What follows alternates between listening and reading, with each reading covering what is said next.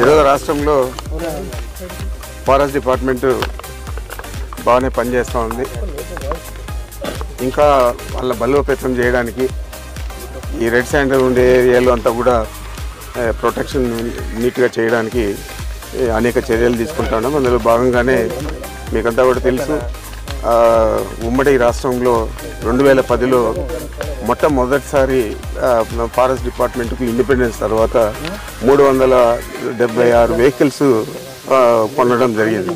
అప్పుడు నేనే మంత్రిగా ఉన్నాను.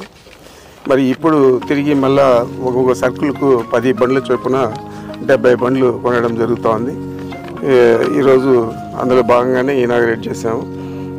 రెడ్ శాండ్ ప్రొటెక్షన్ కానీ, హ్యూమన్ ఎలిఫెంట్ కాన్ఫ్లిక్ట్ ఏదైతే ఎక్కువ మన జిల్లాలో శ్రీకాకుళంలో ఉందో దానికోసం కానీ, అదేవిధంగా ఫారెస్ట్ ప్రొటెక్షన్ యాజ్ యూజువల్గా జరిగేది అవన్నీ కూడా చక్కగా చేయాలని చెప్పి మంచి ఉద్దేశంతో ఇవన్నీ కూడా బలోపేతం చేయాలి డిపార్ట్మెంట్ అని చెప్పి చేయడం జరిగింది.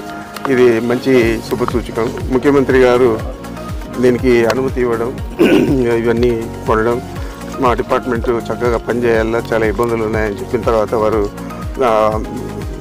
ప్రత్యేకించి దీని మీద శ్రద్ధ తీసుకొని ఇవన్నీ కూడా మంజూరు చేయడం జరిగింది. మరి వారికి కూడా మీ ద్వారా ధన్యవాదాలు.